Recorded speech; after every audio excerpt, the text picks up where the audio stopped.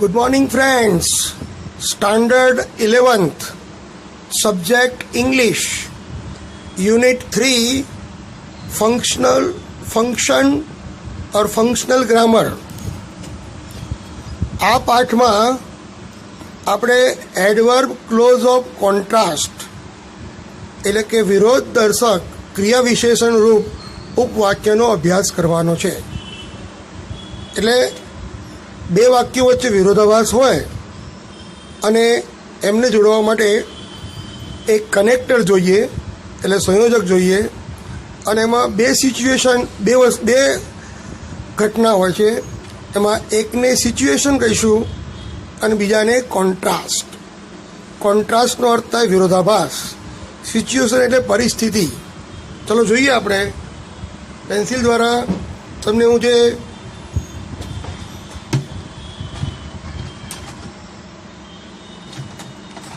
આપણને પેલું વાક્ય આપ્યું છે, mister Kotak was an employee in the monarch company. Mister Kotak A monarch કંપનીના કર્મચારી છે. ધો હી વર્કડ સિન્સિયરલી. આ ધો જે છે એ વાક્યમાં કનેક્ટર છે, બે વાક્યોને જોડે છે. હી વર્કડ સિન્સિયરલી, જો કે તેણે ખૂબ જ ગંભીરતાથી કામ કર્યું. હી વોઝ નેવર પ્રમોટેડ, છતાં પણ તેમને પ્રમોશન એટલે કે બઢતી મળી નહીં. મિત્રો, ધો એને આપણે કનેક્ટર કહીશું, હી વર્કડ સિન્સિયરલી એને આપણે સિચ્યુએશન કહીશું અને હી વોઝ નેવર પ્રમોટેડ એને આપણે કોન્ટ્રાસ્ટ કહીશું. આમ દરેક વાક્યમાં આપણે ત્રણ વસ્તુ શોધવાની છે. પહેલું સિચ્યુએશન, બીજું કોન્ટ્રાસ્ટ અને ત્રીજું connector. He met the manager with an application in this regard. અને આ સંદર્ભમાં તે મેનેજરને મળ્યા. તો આને કહેવાય situation. He met the manager with an application in this regard. But શું છે? કનેક્ટર છે. હી વોઝ નોટ હર્ડ, એ contrast. He was not heard એ કોન્ટ્રાસ્ટ છે કે તમને however gentle the manager was. Manager ભલે ગમે તેટલા વિનમ્ર હતા. He did not show any sympathy toward હિમ.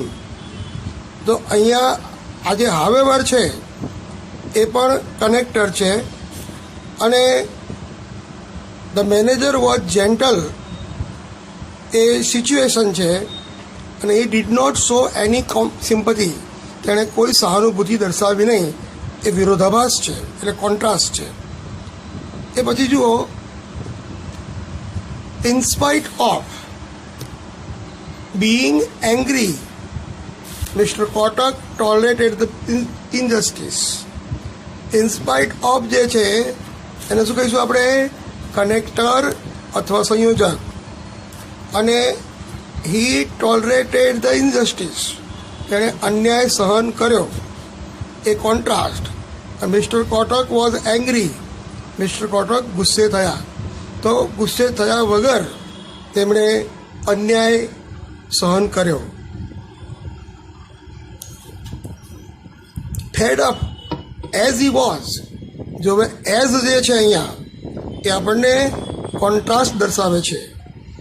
તમે એક વસ્તુ ધ્યાનમાં રાખો કે હાવેવર જે છે એના પછી હંમેશા વિશેષણ કે ક્રિયા વિશેષણ આવે છે અને એના જેવો જ વિરોધ વ્યક્ત કરતો શબ્દ છે as.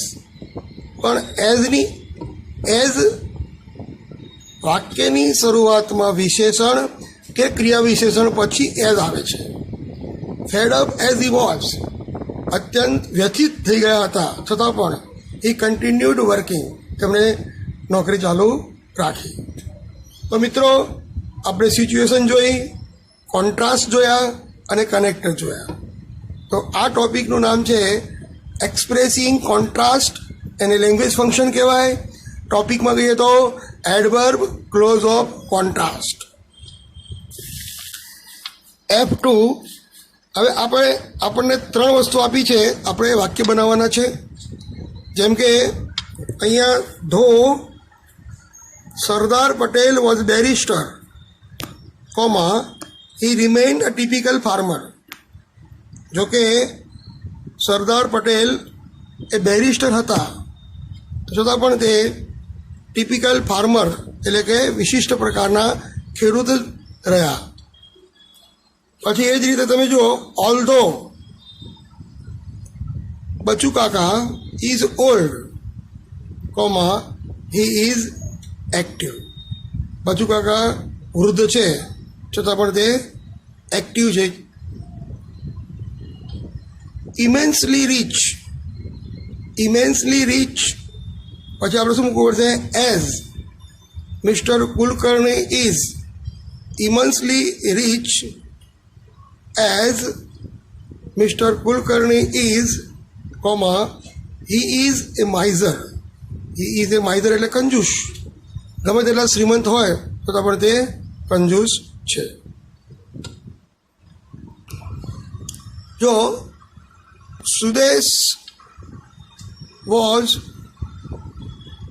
never appreciated, comma, in spite of being a man of honesty. Being a man of honesty. પ્રમાણિક વ્યક્તિ હોવા છતાં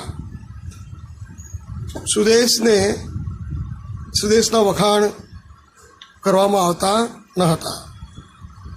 નંબર 5 કે the Kutchi people were affected by earthquake. Kutchi people were affected by earthquake, comma, however they did not lose courage. છતાં પણ તેઓએ હિંમત હારી નહીં. તો મિત્રો, આ રીતે આપણે ધો, બટ, હાવેવર, એઝ અને ઇનસ્પાઇટ ઓફ દ્વારા બનતા કોન્ટ્રાસ્ટ સ્ટ્રક્ચર જોયા. આપણને હવે collect the information of your 3 classmates and fill in the box. તો અહીંયા આપણને નામ આપ્યું છે Kavita. Ran fast won race but. તો Kavita ran fast but she could not win the race. Kavita ઝડપી દોડી પણ તે સ્પર્ધામાં જીતી શકી નહીં. પછી અહીંયા જે ભવ્યા, પરફોર્મ્ડ વેલ, એપ્રિસિએટ અને ધો ભવ્યા પરફોર્મ્ડ વેલ. જો કે ભવ્યાએ ખૂબ જ સારી રીતે પરફોર્મ કર્યું, comma he or she was not appreciated. તેની પ્રશંસા કરવામાં આવી નહીં. ભવ્ય તરીકે છોકરો હોઈ શકે અને ભવ્યા તરીકે છોકરી હોઈ શકે, એટલે આપણે હી અને સી બંને વાપર્યા છે. પછી એ જ રીતે સત્યમ માટે ડિલિજન્ટ નોટ પ્રમોટેડ. તો however diligent Satyam was, he was not promoted. અને એ જ રીતે છેલ્લું વાક્ય Atman lose the race did not lose courage in spite of. તો in spite of losing the race, સ્પર્ધા હારવા છતાં Atman did not lose courage, આત્મને હિંમત હારી નહીં. તમને મિત્રો પરીક્ષામાં આ રીતે પૂછે છે, complete the following sentences using the guiding words given in the brackets. Complete the following sentences using the guiding words given in the bracket. So the boy did not give up playing though he was injured. Though he was injured. તમારે અડધું વાક્ય તમને આપ્યું છે, બાકીનું વાક્ય તમારે પૂરું કરવાનું છે. બીજું વાક્ય જુઓ, though I have master degree. Though I have master degree, comma, I work for minimum wage. મારી પાસે માસ્ટર ડિગ્રી છે છતાં પણ મારે ઓછામાં ઓછા પગારમાં કામ કરવું પડે છે. I work for minimum wage. એ જ રીતે હાવેવર વેલ તેજલ પરફોર્મડ, તો તેજલે ગમે તેટલું સારું પરફોર્મ કર્યું હોય, she could not get prize, તેણીને ઇનામ મળ્યું નહીં. તમને પરીક્ષામાં અડધું વાક્ય આપ્યું હોય મિત્રો, બાકીનું વાક્ય તમારે પૂરું કરવાનું. 2 વાક્યોમાં જુઓ તમને સિચ્યુએશન આપી હોય તો તમારે કોન્ટ્રાસ્ટ બનાવવાનું, અને કોન્ટ્રાસ્ટ આપ્યો હોય તો સિચ્યુએશન. કઈ રીતે બનાવશો? સબ્જેક્ટ, વર્બ અને ઓબ્જેક્ટ. SVO કર્તા, ક્રિયાપદ અને કર્મ. તો however well Tejal performed, she could not get prize. Though the police drove fast, જો કે પોલીસ ઝડપી દોડી, બરાબર, થીફ એસ્કેપ્ડ ફ્રોમ ધેર, ચોર ત્યાંથી નાસી ગયો.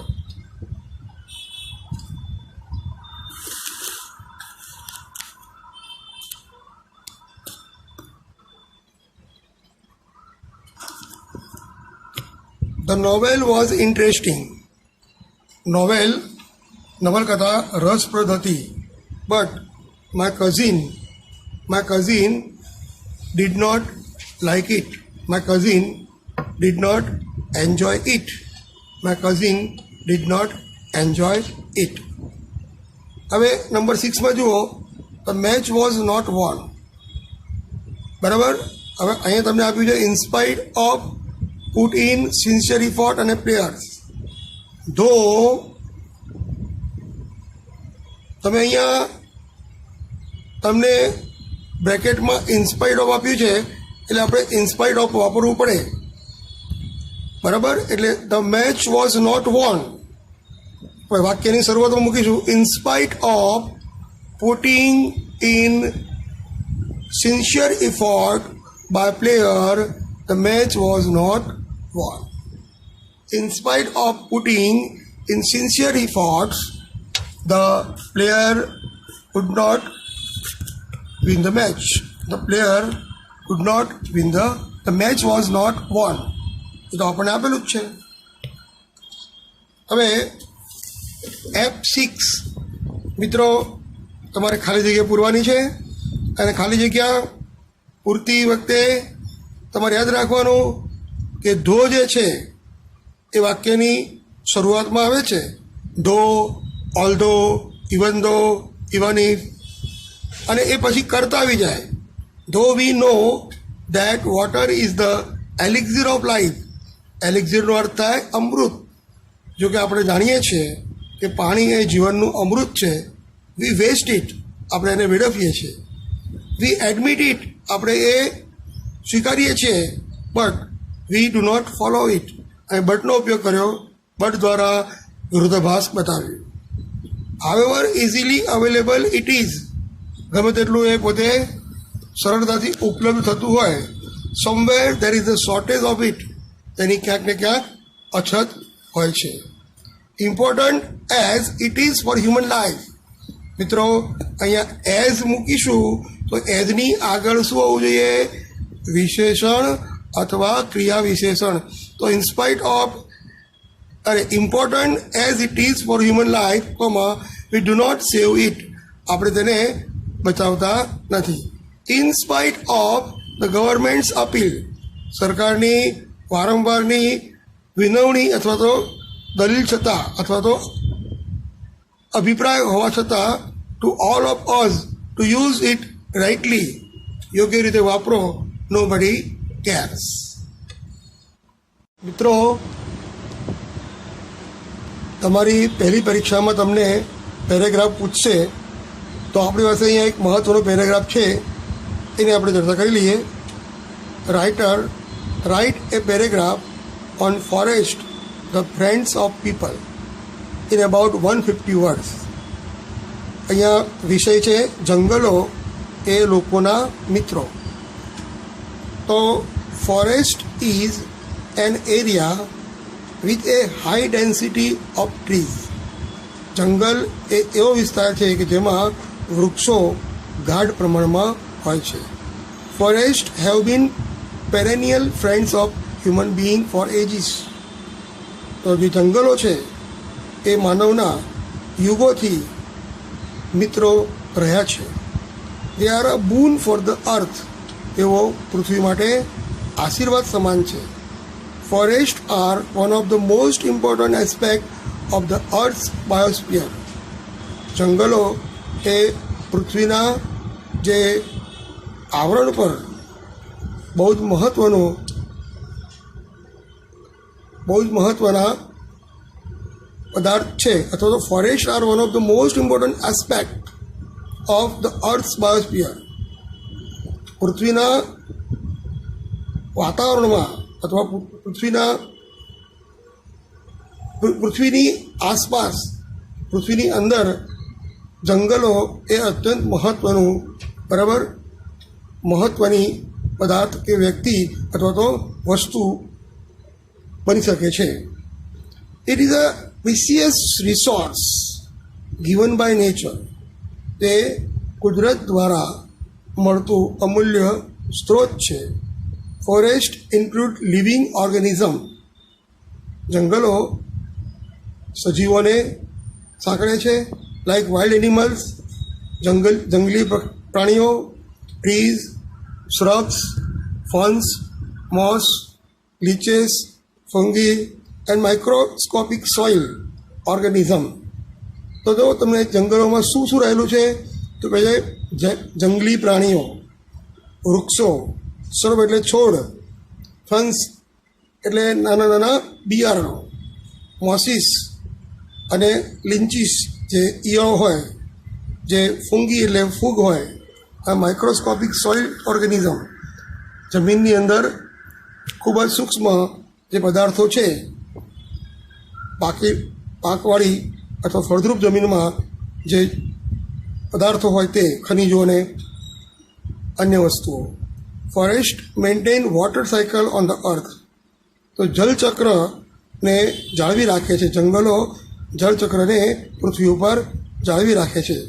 તે મેન્ટેન ટેમ્પરેચર. તેઓ ટેમ્પરેચરને જાળવી રાખે છે.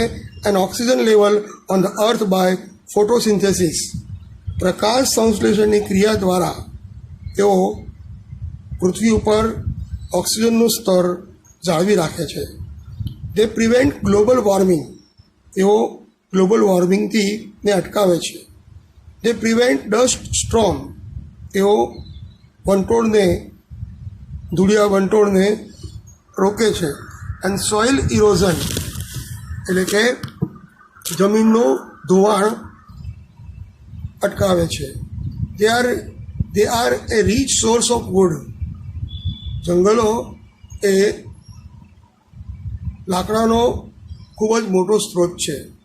The product from forest have sustain human life. કેટલીક પદાર્થો જે જંગલમાંથી મળે છે તે માનવ જીવન માટે અત્યંત લાભકારી છે. જે provide us variety of vegetables. જંગલો આપણને અલગ અલગ શાકભાજી આપે છે, ફ્રૂટ્સ એન્ડ મેડિસિનલ પ્રોડક્ટ્સ, જૈવ ઔષધિ આપણને આપે છે.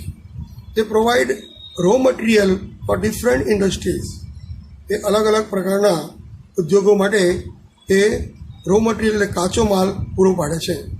Since forest are natural habitat for variety of wild plant and wild life.